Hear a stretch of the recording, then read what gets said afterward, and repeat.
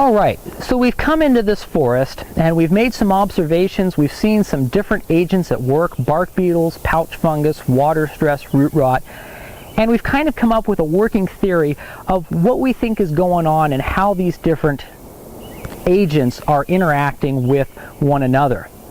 The question now becomes what to do about it from a management perspective, and part of that depends on what your management objective is.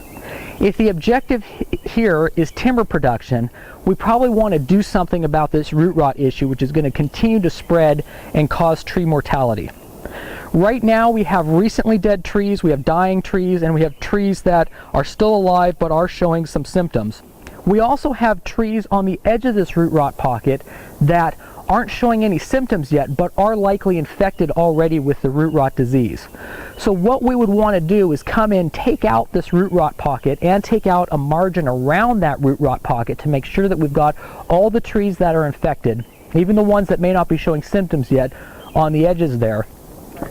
And instead of coming back and planting Douglas fir, which will just be reinfected from those residual roots that remain in the soil, we want to come back in and plant a resistant species like western red cedar. Western red cedar is highly resistant to the root rot.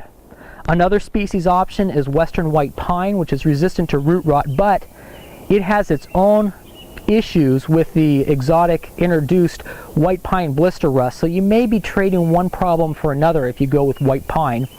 There's also hardwood species like red alder and big leaf maple that are resistant or even immune to some of our more common root rots here. So coming in, ultimately that's going to be the long-term solution here, is to take out the root rot pocket, try and capture some of the commercial value that's still in some of these recently dead trees, and plant a resistant or an immune species. There's also the question though of, do we need to do anything at all? And again, it depends on your objective. The root rot, the bark beetles, these things are natural parts of our Pacific Northwest forest ecosystems, and they do have a natural role to play. What you can see is happening already here in this stand is, as the Douglas fir are dying out because of the root rot, we already have resistant species such as the western red cedar that are coming in and are doing very well. You also see some hardwoods, some big leaf maple here behind me.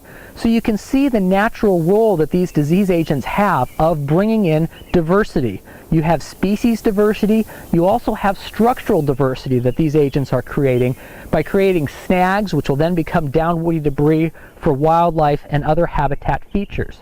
So if your management objective was wildlife habitat and forest diversity, you may very well want to let these natural processes take their course.